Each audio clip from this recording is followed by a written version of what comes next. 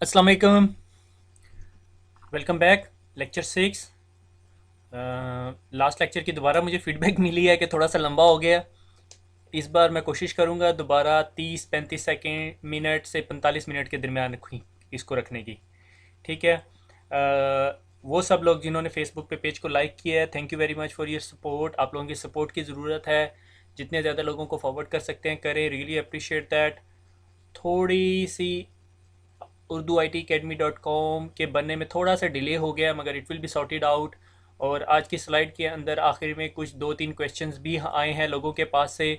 सो मैं उनकी भी कोशिश करूंगा कि उसे एड्रेस किया जाए। अगर आपको कोई भी क्वेश्चन है तो आप फेसबुक की वॉल पे डाल दें और उसके बाद मैं उसे कोशिश करूंगा सॉर्ट आउट करने की। मगर फेसबुक की निस्बत मैं ज़्यादा प्रेफर करूंगा अगर आप वीडियो के नीचे ब्लॉग पे जो कमेंट्स आए हुए हैं, ब्लॉग वाली साइड पे जो वीडियो पड़ी हुई हैं, उनके नीचे अगर आप कमेंट्स डाल दें तो आई वुड रियली अप्रिशिएट। मैं उसके ऊपर फिर आपको आंसर कर दूंगा। ठीक है। तो आखिर में 5 मिनट में क्वेश्चन आंसर्स पे भी डिस्कस करूंगा। ठीक है। शुरू करते हैं आगे। रीकैप करने की ज़रूरत नहीं है। ठीक है, आप लोगों को पता है। ठीक है, तो आज हम एक प्रोटोकॉल पढ़ेंगे which is known as ping. आप में से कुछ लोग ऑलरेडी जानते होंगे। पिंग प्रोटोकॉल क्या करता है। जब दो कंप्यूटर आपस में कनेक्टेड होते हैं तो उनकी कनेक्टिविटी को कंफर्म करने के लिए हम एक ट्रबल शूटिंग प्रोटोकॉल यूज़ होता है।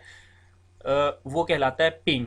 ठीक है। पिंग एक्चुअली एक प्रोटोकॉल को यूज़ करता है which is known as ICMP, internet control message protocol.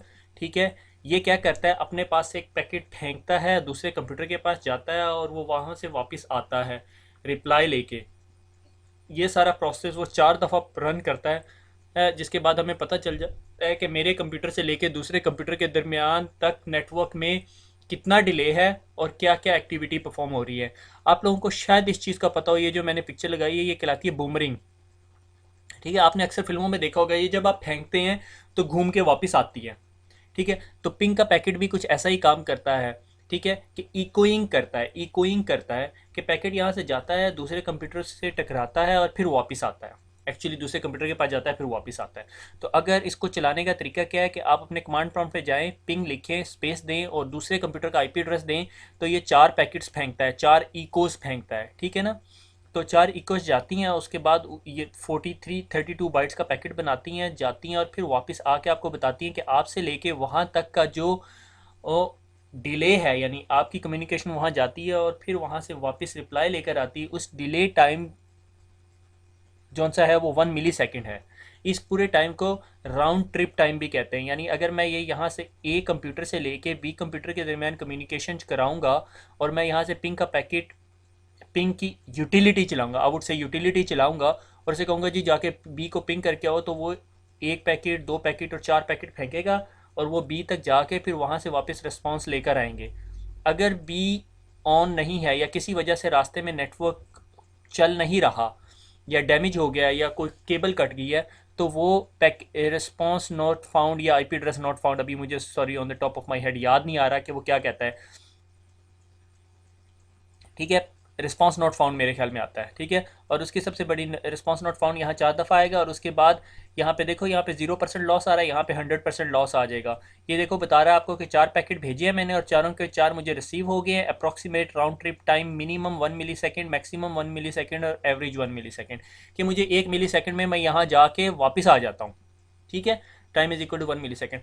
अगर आपका से इंटरनेट है और यहाँ पे लाइक 20-25 रास्ते में कोई राउटर्स आ रहे हैं या स्विचेस आ रहे हैं, तो उन सब से हो के गुजरेगा, तो उसका जो सा है जो मिली सेकेंड्स हैं वो बढ़ जाएंगे क्योंकि उसे ज़्यादा टाइम लगेगा। से अगर आपने मोटरवे पे जाना है या एक कच्ची सड़क पे जाना है या एक पहाड़ी पर से गुजर के जाना है, तो तीनों रास्तों के डिफरेंट डिफरेंट लिमिटेशंस होंगी। लाइक मोटरवे पे तेज़ चले जाओगे मगर पैसे देने पड़ जाएंगे टूल प्लाजे पे।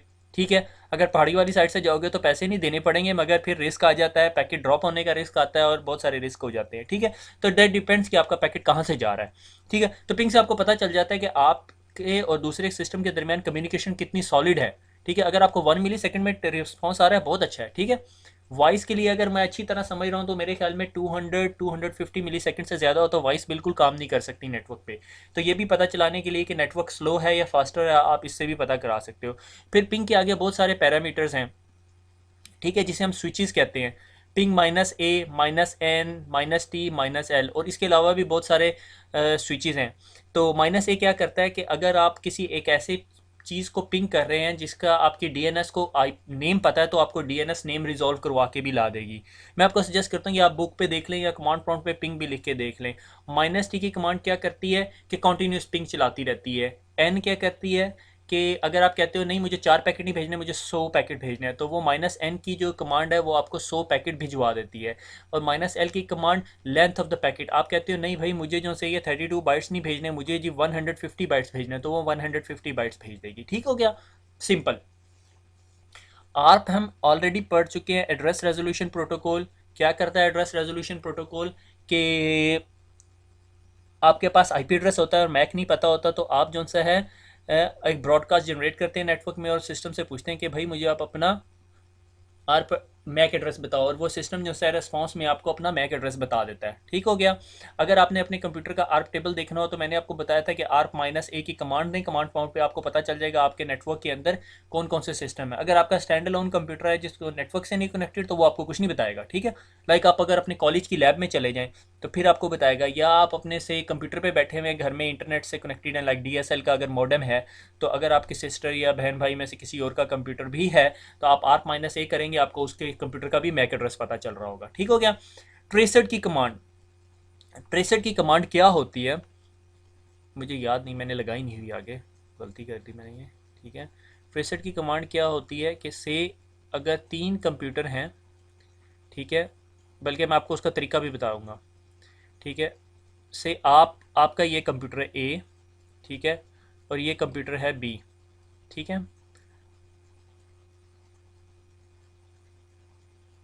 आपने B तक जाना है और आपको पता नहीं है कि आपने कौन से रास्ते से जाना है। ठीक है, तो आप क्या करते हो, आप ट्रेसेट की कमांड यूज़ करते हो कि ये पता चलाने के लिए कि आपका पैकेट गया कैसे है B के नेटवर्क तक। ठीक है, सो मैं क्या करता हूँ, मैं अपने पास ट्रेसेट स्पेस और आगे IP एड्रेस दे देता हूँ B का, या नाम दे देता हूँ B का। ठीक है, तो मुझे रिस्पांस आता है कि पैकेट यहाँ से निकला, इस मशीन के पास गया, इस मशीन का IP एड्रेस आएगा, फिर यहाँ से निकला, इस मशीन के पास गया, इधर से निकला, इस मशीन के पास गया।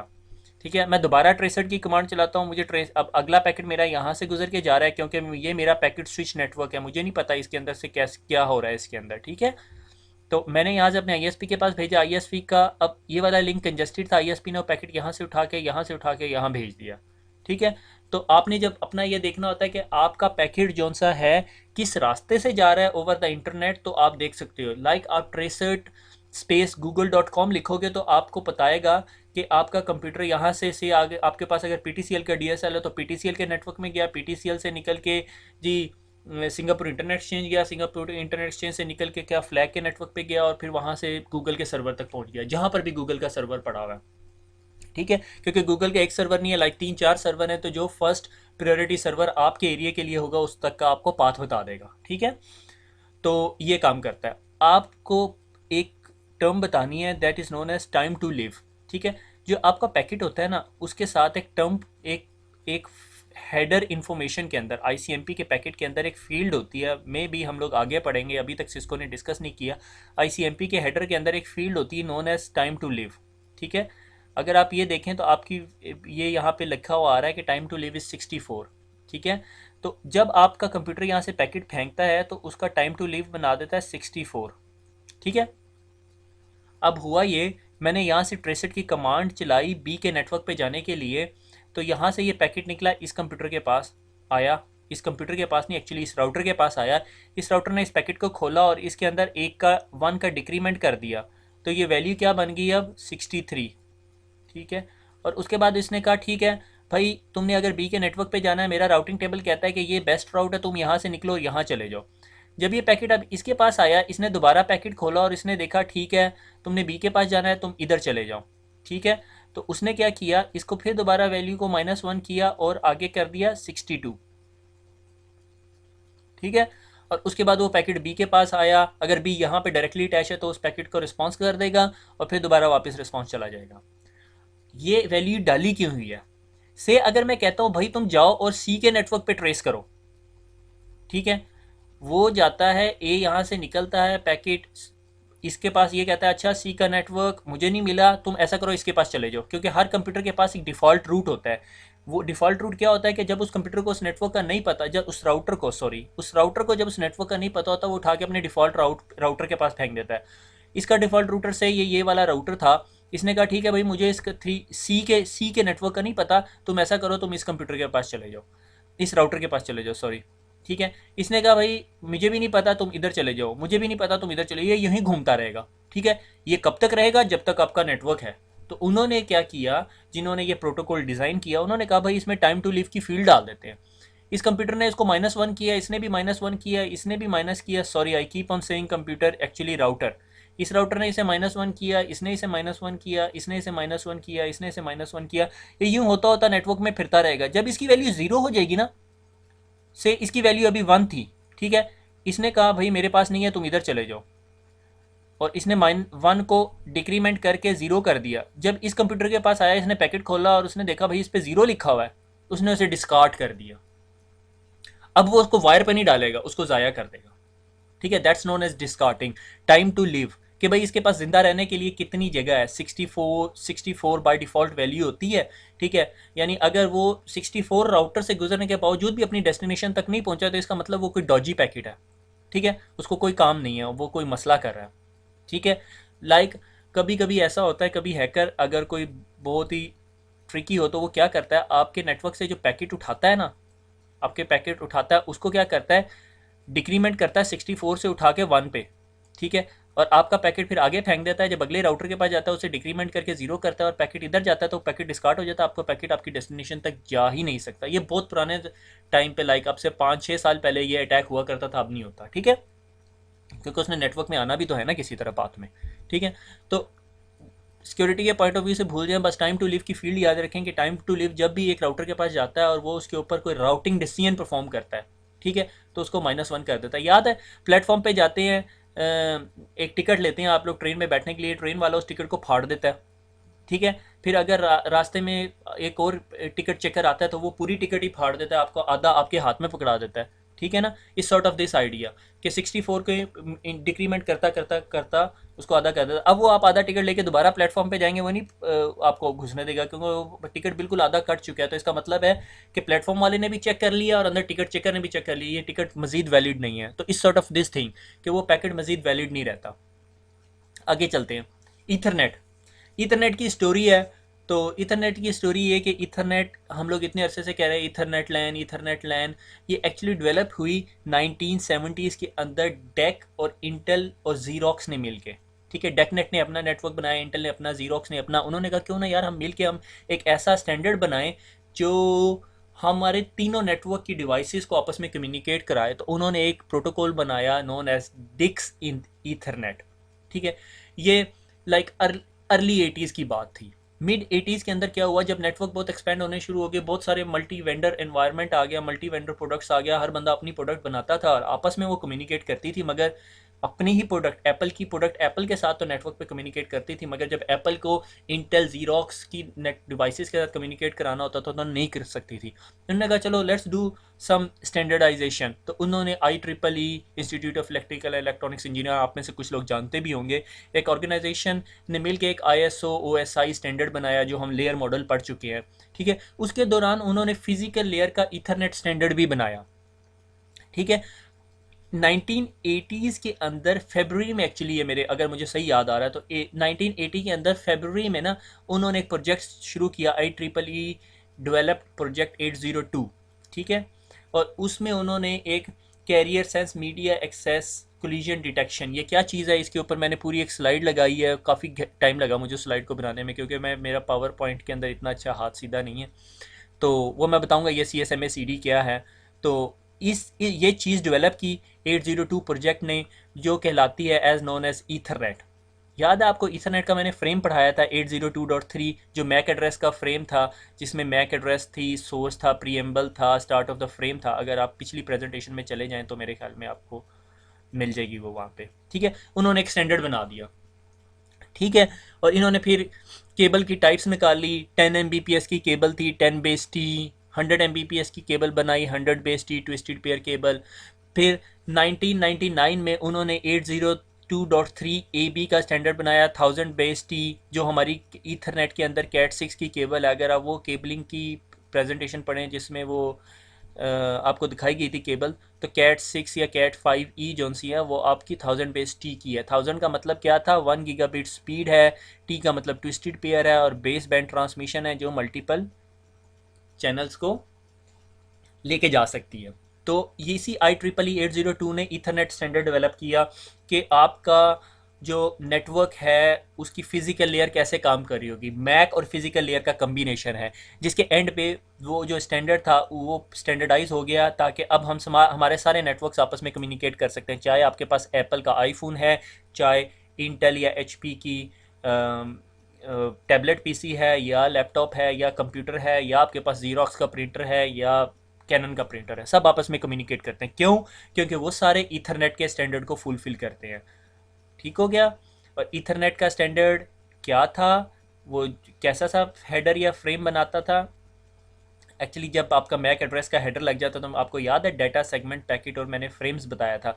मैक लेयर पे आपका पैकेट क्या बन जाता है, फ्रेम बन जाता है। एक्चुअली ईथरनेट का जो स्टैंडर्ड है वो फ्रेम्स के साथ कम्युनिकेट करता है कि आपका फ्रेम किस चीज़ का है। ठीक है, 802.3 का जब मैंने पीछे स्लाइड पढ़ाई थी तो मैंने आपको पूरा हेडर बता दिया था कि वो हेडर कैसे काम करता है। ठीक है, वो एक्चुअली ईथरनेट का स्टैंडर्ड है। फिर ईथरनेट के स्टैंडर्ड में मल्टीपल वेरिएशंस आ गई, जिस तरह नेटवर्क एक्सपेंड होता रहा। लाइक शुरू में एक थिकनेट का स्टैंडर्ड होता था, याद है आपको? टीवी की जो आपके सबके घरों में केबल्स तो होगी, ठीक है, केबल वो टीवी वाली जो केबल होती है, ठीक है, उसकी आपने अगर केबल उतार के देखें तो वो मोटी सी केबल होती है। ठीक है, वो कहलाती थी 10/5, 10/2 थिकनेट केबल थी। उसकी जगह यहाँ टी नहीं होता था क्योंकि उसके अंदर ट्विस्टेड पेयर केबल नहीं होती थी। पहले नेटवर्क उस चीज़ पे चला करता होता था, बस टोपोलॉजीज होती थी। ठीक है, फिर उन्होंने फर्दर वेरिफिकेशन एडवांसमेंट होती रही। लाइक अभी मैं आपको एक नया लेटेस्ट स्टैंडर्ड दिखाता हूँ। ठीक है, 802.3 उन्होंने एक स्टैंडर्ड बनाया जिसके मुताबिक आपका नेटवर्क जो सा है वो 1000 यानी 1 गीगाबिट पे कनेक्ट हो सकता है। फिर 2006 के अंदर एक स्टैंडर्ड बनाया, काफ़ी अरसे के बाद स्टैंडर्डाइज हुआ। अभी तो शायद पाकिस्तान में बहुत कम डिप्लॉयमेंट है 10 गीगाबिट की, क्योंकि मेनली इसमें डाटा सेंटर में रिक्वायरमेंट होती है। मुझे अभी पिछले दिनों इत्तेफाक हुआ इस पर काम करने का। तो 2006 में स्टैंडर्ड बना। 2006 में अगर स्टैंडर्ड बना तो इसका ये मतलब नहीं 2006 में ही प्रोडक्ट आ गई। प्रोडक्ट अभी आई है, 3-4 साल के बाद आती, क्योंकि स्टैंडर्ड बनता है, लोग कंपनीज प्रोडक्ट बनाती। लाइक सिस्को ने प्रोडक्ट्स बनाई। सिस्को का 10/T का एक SFP मॉड्यूल आता है जो आप अपने स्विच या राउटर के इंटरफेसिस पे लगाते हैं, और उसके बाद फिर आप उसको कॉपर से कनेक्ट करते हैं तो आपको वो स्पीड मिल जाती है। जबकि ये जो स्टैंडर्ड है ये फाइबर का नहीं है, ये कॉपर का है, क्योंकि इसके ऊपर ट्विस्टेड पेयर लिखा हुआ है। ठीक है, मैं बताता हूँ वो कौन सा है। ठीक है, तो 2006 के अंदर 10 गीग की बैंडविड्थ के साथ आ गया, यानी अब आप अपने राउटर या अपने स्विच के साथ 10 गीग की स्पीड से कनेक्ट हो सकते हैं। दो आपको ज़रूरत नहीं है। आपको अभी कोई लैपटॉप ऐसा नहीं नजर आएगा मार्केट के अंदर, मैंने नहीं अभी तक देखा, जिसका इथरनेट आपको 10 गीग सपोर्ट देता हो, क्योंकि आपको 10 गीग की रिक्वायरमेंट ही नहीं है। ठीक है, लैपटॉप का इथरनेट इंटरफेस आपको 1 गीग का मिल जाएगा मगर 10 गीग का नहीं मिलेगा। ठीक है, क्योंकि ज़रूरत नहीं है। 10 गीग अभी तक लोग यूरोप के अंदर भी अपलिंक्स के तौर पे ही यूज़ कर रहे हैं। ठीक है, अंटिल अनलेस आपको बहुत हाई फाई इन्वायरमेंट में हुए हैं जहाँ पे बहुत हाई लेवल डाटा ट्रांसफ़र होना होता है। ठीक है, उसके बाद 2011 के अंदर उन्होंने रिसेंटली अभी एक स्टैंडर्ड बनाया 802.3 BG। ठीक है, वो 40 गीग स्पीड देता है, मगर ये कॉपर पे नहीं देता, ये फाइबर पे देता है। बल्कि अभी मुझे अच्छी तरह याद है, एक वेंडर है जिसका नाम है इंटेरिसिस। ठीक है, उसने अभी एक ब्लेड बनाया है जो अपने एक मॉड्यूल के ऊपर जो सा है 24-40 गीग के इंटरफेसिस को सपोर्ट करती है। नासा वासा के अंदर इस तरह की प्रोडक्ट्स यूज़ होती हैं क्योंकि high amount of data transfer करना होता है। ठीक है, तो ये ईथरनेट के स्टैंडर्ड्स हैं। ठीक है, कि आपकी प्रोडक्ट्स ईथरनेट के स्टैंडर्ड्स को मीट कर रही हैं। और ये ईथरनेट का स्टैंडर्ड कहाँ यूज़ हो रहा होता है? डाटा लिंक लेयर पे यूज़ हो रहा होता है। ये याद रखना है, क्योंकि मैंने आपको डाटा लिंक के ऊपर मैक का जो फ्रेम पढ़ाया था 802.3 का, वो एक्चुअली ईथरनेट का फ्रेम था। ठीक है, साइड नोट के तौर पे वायरलेस का एक स्टैंडर्ड है जो 802.11 कहलाता है। ये भी स्टैंडर्ड है मगर ये ईथरनेट नहीं कहलाएगा। ईथरनेट का स्टैंडर्ड नहीं है क्योंकि ये वायरलेस है। ईथरनेट जो केबल के ऊपर चल रहा है, ठीक है, फाइबर होगी या केबल होगी। ठीक है, ये वायरलेस का स्टैंडर्ड है। 802.16 वाईमैक्स, आप में से सब लोग जानते होंगे वाईमैक्स को। अब मुझे नहीं पता अभी तक डिप्लॉय हो गई है, यानी वो तीन ने मेरे ख्याल में काफ़ी शोर मचाया था वाईमैक्स का, तो वो वाईमैक्स का स्टैंडर्ड है। वाईमैक्स और वायरलेस टू डिफरेंट चीज़ें हैं। ठीक है, उसका जो डाटा लिंक लेयर का पैकेट होगा वो टोटली डिफरेंट होगा, उसका हेडर डिफरेंट होगा। ठीक है, जब मैं IEEE के 802.11.16.3 के स्टैंडर्ड्स की बात कर रहा हूँ, it's down to the ethernet MAC frames भी डिफरेंट हो जाते हैं, जो हमने वो फ्रेम पढ़ा था ठीक है, हमने जो पढ़ा था वो ईथरनेट का था, सिस्को में ईथरनेट की बात है, वायरलेस की नहीं है, वो CCNA वायरलेस की बात आगे आएगी, ठीक है। उसका फिर फ्रेम डिफरेंट हो जाता है, वो हेडर ज़्यादा लगाता है फिर उसके ऊपर, वो कैसे लगाता है इस out of a scope of this course, ठीक है। ये देखो डाटा लिंक लेयर के अंदर अब मैंने आपको एक और चीज़ पढ़ानी है। आप कहेंगे सर अभी तो डाटा OSI लेयर मॉडल सीधी तरह समझ नहीं आई, आप आगे से अंदर की स्टोरी सुना रहे हैं। बेटे अगर नहीं समझ आई तो वापस जाके पढ़ लो, बहुत बुरा होने वाला है, ठीक है। आपको याद है ऊपर से चलती आ रही है application layer, presentation, session, transport, network, और उसके बाद ये डाटा लिंक लेयर आ गई आपकी। ये कौन सी लेयर होती है? छठी लेयर। डाटा लिंक लेयर दो सब लेयर्स में डिवाइड होती है। आप कहोगे लो कर लो गल, ठीक है। एक्चुअली ये छठी ही लेयर होती है, ठीक है, मगर ये दो लेयर्स में सब डिवाइड होती है। सॉरी मैं आपसे गलत बता रहा हूँ, ये छठी नहीं, ये दूसरी लेयर होती है, ठीक है, क्योंकि यहाँ से चल रहा है 1 2 3 4 5 6 7। मैं भी परेशान हो गया, बच्चे क्या पढ़ेंगे, ठीक है। खैर ये लेयर 2 है, ठीक हो गया। तो क्यों क्यों इसके ऊपर स्विच काम कर रहा होता है, आपको याद है मैंने मैक लेयर 802.3 के सारे स्टैंडर्ड हैं वो यहाँ पे काम कर रहे हैं, ठीक है। क्योंकि ईथरनेट का स्टैंडर्ड एक तो होगा कि मैक का लेयर कैसा है, और फिर वो बताएगा कि आपका फिजिकल इंटरफेस भी होना चाहिए। फिजिकल लेयर यानी आपने अगर लैन कार्ड लगाया है, अगली मेरे ख्याल में स्लाइड में इसको आगे आपको फिजिकल डिवाइसेस भी दिखाएगी, ठीक है। तो आपका इंटरफेस कैसा होगा ईथरनेट का, जो RJ45 का कनेक्टर, जो आप लोगों ने वो अगर वो 3 वीडियोस देखी हैं जिसमें हमने केबलिंग का इंट्रोडक्शन दिया है, तो उसके अंदर आपने देखा होगा कि ईथरनेट का स्टैंडर्ड कैसा होता है, RJ45 का कनेक्टर होता है। अगर कभी नहीं देखा तो अपने लैपटॉप या अपने कंप्यूटर के पीछे ईथरनेट का इंटरफेस देख लें, आपको नज़र आ जाएगा, ठीक है। यानी ये जो IEEE 802 जो चीज़ कवर कर रहा है वो आपकी लेयर 2 और लेयर 1 दोनों लेयर्स को कवर कर रहा है। फिजिकली वो कैसा होगा, और लेयर 2 पे कि उसका फ्रेम कैसा होगा, ठीक है, डाटा पैकेट कैसा होगा, ठीक है। Back to data link layer जो हमारी लेयर 2 है, याद रखिएगा लेयर 2 कंफ्यूज नहीं होना, गलती से मैंने लिख दिया लेयर 6, ठीक है। लेयर 2 वो दो सब लेयर्स में डिवाइडेड होती है, लॉजिकल लिंक कंट्रोल और मैक लेयर। ये ज़्यादा मैं इसकी डिटेल में नहीं जाऊँगा, सिर्फ मैंने 2 लाइनें लिखी हैं। Transition up to the network layer कि ये इस बात का ख्याल रखती है कि जो पैकेट ऊपर जा रहा है उसके साथ क्या काम करके भेजना है, और जो पैकेट नीचे जा रहा है मैक लेयर वो ये ख्याल करती है कि उसके साथ क्या करना है, ठीक है। यानी अगर पैकेट यहाँ से रिसीव हो रहा है, यानी किसी दूसरी मशीन से रिसीव हुआ और ये मेरे पास फिजिकल लेयर से डाटा लिंक लेयर पर आया, तो इसको LLC लेयर अपने पैकेट पढ़ के और इसको बाद इसको ऊपर भेज देगी, ठीक है। और अगर ऊपर से आ रहा है और वो मुझे पैकेट कह रहा है कि मैंने नेटवर्क पे जाना है, तो वो मैक लेयर उसको डील करेगी, उस पर ईथरनेट का फ्रेम लगाएगी 802.3 का, और उसको आगे भेज देगी। इस टॉपिक को हम मेनली टच नहीं कर रहे। 802 आप बस इतना समझ लें कि जो ऊपर से पैकेट आ रहा है तो उसके साथ जो हेडर लगे हुए हैं वो एप्लीकेशन, प्रेजेंटेशन, सेशन, ट्रांसपोर्ट और नेटवर्क लेयर के वो इधर कवर हो रहे हैं, ठीक है। क्योंकि LLC लेयर क्या कर रही होती है, ऊपर ऊपर की लेयर से डील कर रही होती है, मैक लेयर नीचे की लेयर से डील कर रहा होता है, ठीक है। तो ईथरनेट का स्टैंडर्ड एक्चुअली इन दो लेयर से मिलके बनता है, ठीक है।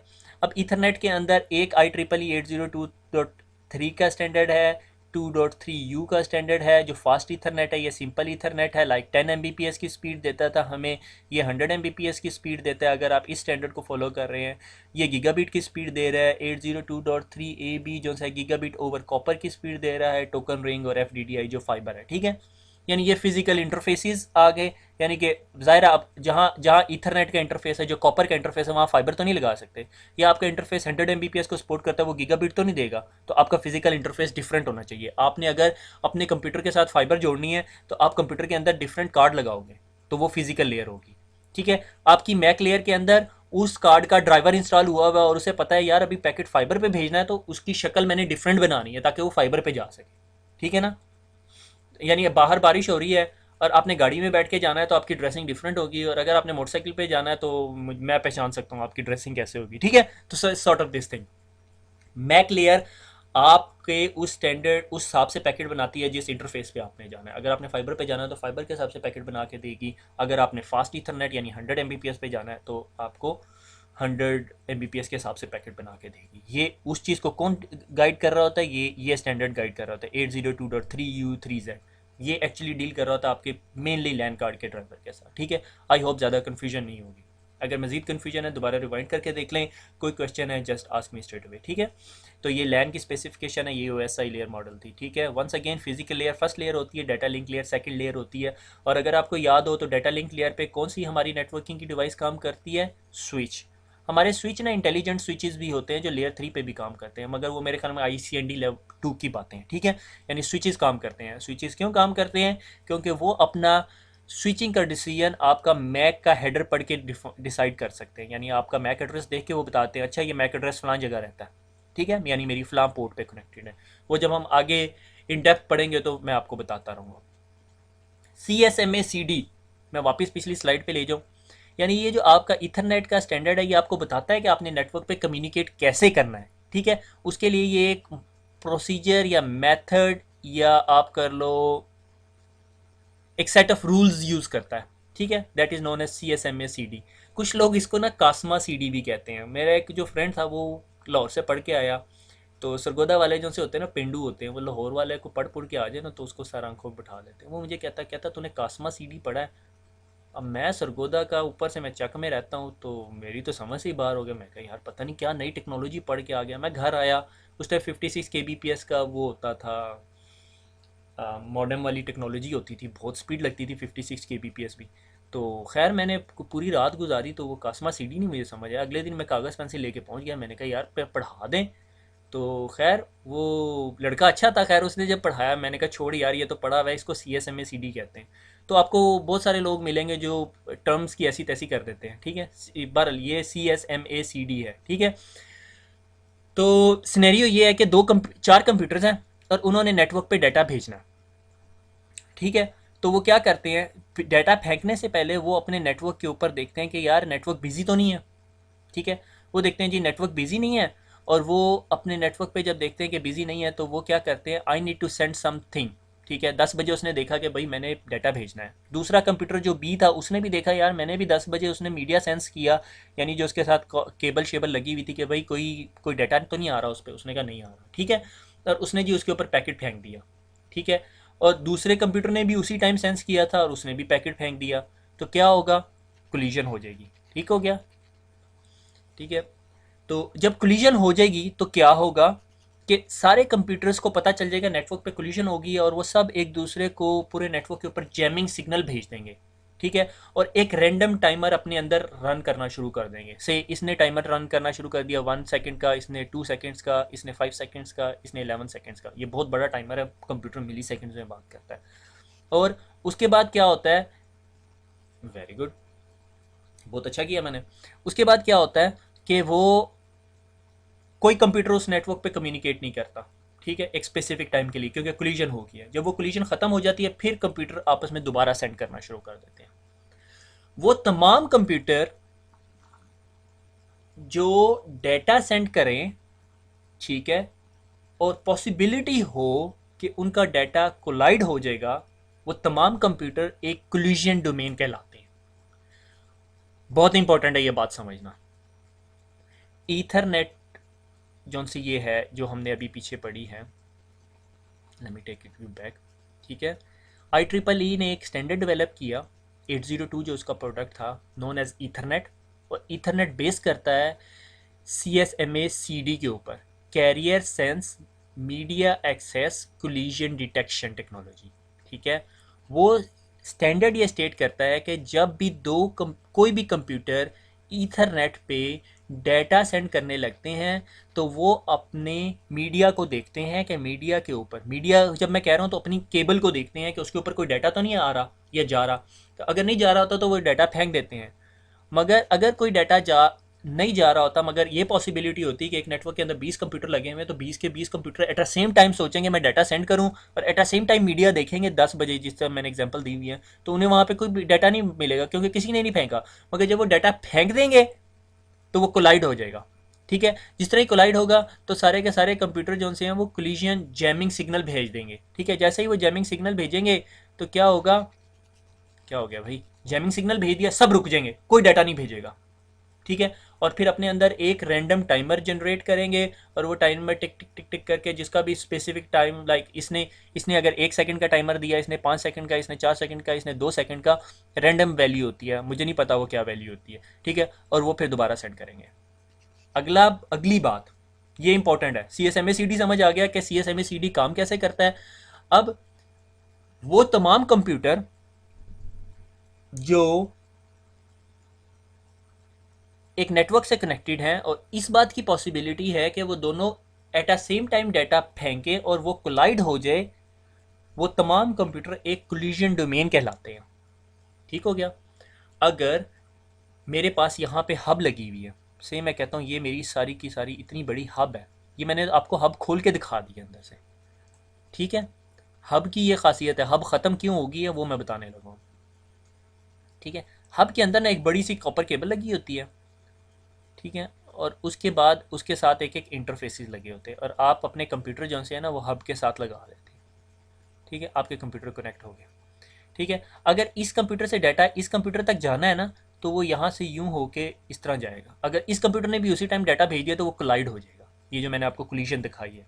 तो तमाम कंप्यूटर जो एक हब के साथ लगे हुए हैं, अगर वो सारे एक दूसरे के साथ कम्युनिकेट करना चाहें साइमल्टेनियसली तो वो नहीं कर सकते। लाइक मैंने कहा मैं इधर से डाटा भेजूँ इसके पास भी चला जाए और उसी सेम टाइम मेरा डाटा यहाँ से निकल के इसके पास भी जा रहा हो, उसी एग्जैक्टली सेम टाइम पे यहाँ से निकल के यहाँ भी जा रहा, ऐसा नहीं हो सकता हब के अंदर। वो तमाम कंप्यूटर जो हब से जुड़े होते हैं, मैं ये कह सकता हूँ वो सारे के सारे एक कोलिजन डोमेन का पार्ट होते हैं। करंट एनवायरनमेंट में ऐसा क्यों नहीं होता आजकल के दौर में? क्योंकि स्विचेस आ गए। स्विच के अंदर एक केबल नहीं होती, स्विच के अंदर हर पोर्ट की एक अपनी केबल होती है और बीच में एक सर्किट बोर्ड होता है। और अगर इस कंप्यूटर ने इस कंप्यूटर के साथ कम्युनिकेट करना है तो इसके और इसके दरमियान एक डेडिकेटेड पाथ होगा, और अगर इस कंप्यूटर ने इस कंप्यूटर के साथ कम्युनिकेट करना है तो इसके और इसके दरमियान एक डेडिकेटेड पाथ होगा। इस कंप्यूटर ने इसके साथ कम्युनिकेट करना है तो इसका एक डेडिकेटेड पाथ होगा। इधर एक मैं बात बताने लगा हूँ। आप बाजार गए, बाजार से आपने हब बाय की और हब कहती है जी मैं 100 Mbps की हूँ। ठीक है, 100 MB स्पीड है मेरी। उस हब के ऊपर आप दो कंप्यूटर लगा देंगे ना तो दोनों कंप्यूटर को 100 MB नहीं मिलेगा, वो 102 से डिवाइड हो जाएगा। क्यों? क्योंकि उसकी जो बैकबोन है, ये बैकबोन कहलाती है। ठीक है, आगे जब हम फर्दर स्टडी करेंगे लाइक बड़े स्विचेस पे चले जाए तो ये बैक प्लेन हो जाता है। ठीक है, बैकबोन या बैक प्लेन है वो 100 MB की है और वो दोनों बंदे शेयर कर रहे हैं। जब आपके हब के ऊपर 4 कंप्यूटर हो जाएंगे तो हर कंप्यूटर को कितनी कितनी स्पीड मिलेगी? 25-25 Mbps हो जाएगी। ठीक है, आप ये एक्सपेक्ट नहीं करेंगे कि हर बंदे को 100 Mbps मिलेगी। हाउ एवर जब आप स्विच में चले जाते हैं तो हर कंप्यूटर का दूसरे कंप्यूटर के साथ डेडिकेटेड लिंक होता है जो 100 Mbps का होता है। स्विच पे इस बात से कोई फर्क नहीं पड़ता कि कितने number of computers at a time मेरे साथ कनेक्टेड है, कितने नंबर ऑफ कंप्यूटर साइमल्टेनियसली मेरे साथ कम्युनिकेट कर रहे हैं, क्योंकि हर कंप्यूटर का दूसरे कंप्यूटर के साथ एक डेडिकेटेड पाथ होता है। कोई इस तरह की सेंट्रलाइज बैकप्लेन टाइप की चीज़ नहीं होती।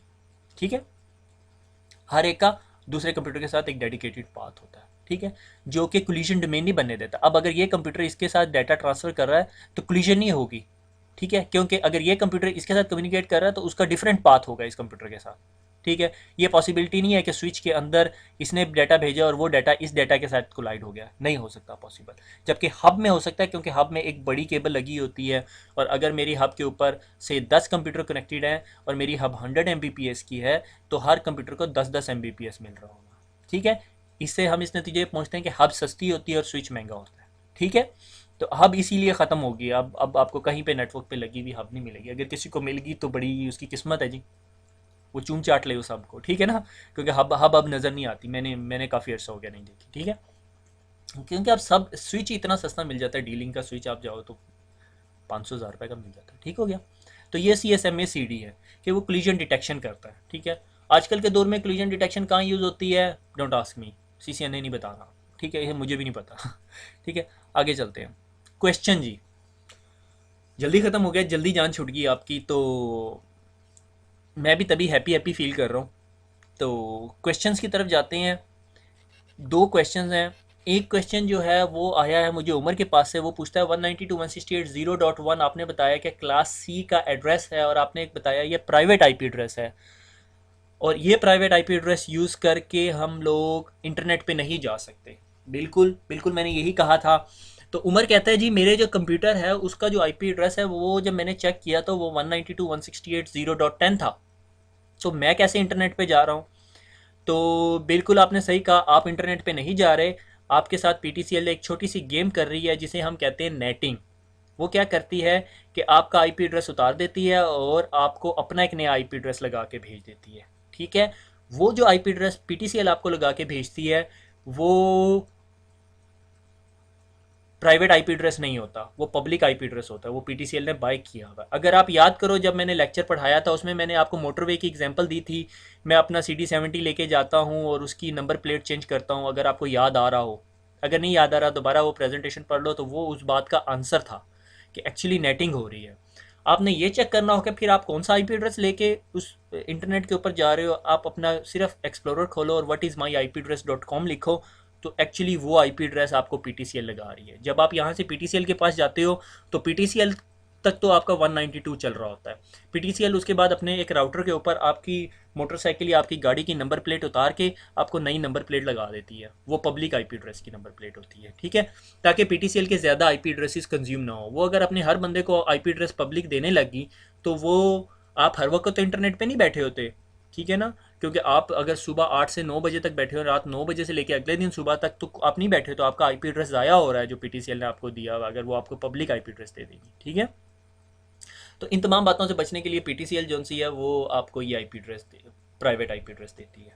मगर ये बात मेरी काफ़ी हद तक ठीक नहीं भी है, क्योंकि कभी, अब मुझे नहीं पता पीटीसीएल के डीएसएल के आउटसाइड के इंटरफेस पे मेरे ख्याल में पब्लिक आईपी एड्रेस दिया होता है, ठीक है, ताकि पीटीसीएल आप इसी तरह समझ लो, क्योंकि जब हम नेटिंग पढ़ेंगे तो मैं एक्सप्लेन करूंगा। I don't want to go into more depth of this topic, ठीक है, कि इतनी गहराई में जाने की ज़रूरत नहीं है। बस आप ये समझ लो कि पीटीसीएल आपका आईपी एड्रेस चेंज कर देती है। वो फिर मैं बाद में बताऊंगा कि आपके एडीएसएल राउटर के आउटसाइड इंटरफेस और इनसाइड इंटरफेस क्या होता है, उधर पब्लिक लगा होता है, अंदर प्राइवेट होता है, क्योंकि आपके मल्टीपल डिवाइसेस हों। यूनिकास्ट, ब्रॉडकास्ट और मल्टीकास्ट। यूनिकास्ट कम्युनिकेशन, जिस तरह ये बंदा इस बंदे के साथ बात कर रहा है, ये यूनिकास्ट कम्युनिकेशन है। ब्रॉडकास्ट क्या, कि मैं आप लोगों के सबके साथ बात कर रहा हूँ, इस known as broadcast.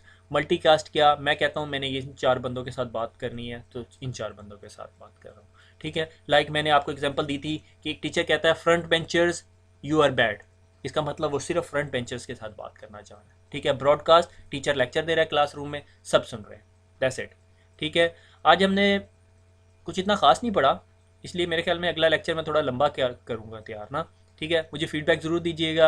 If you need a lecture to be lengthy तो आई डोंट माइंड, घंटे का लेक्चर मेरे लिए कोई मसला नहीं है, स्ट्रेप्सिल्स खा लूँगा, कोई मसला नहीं है, ठीक है। अपना ख्याल रखिएगा, दुआ में याद रखिएगा। Thank you very much.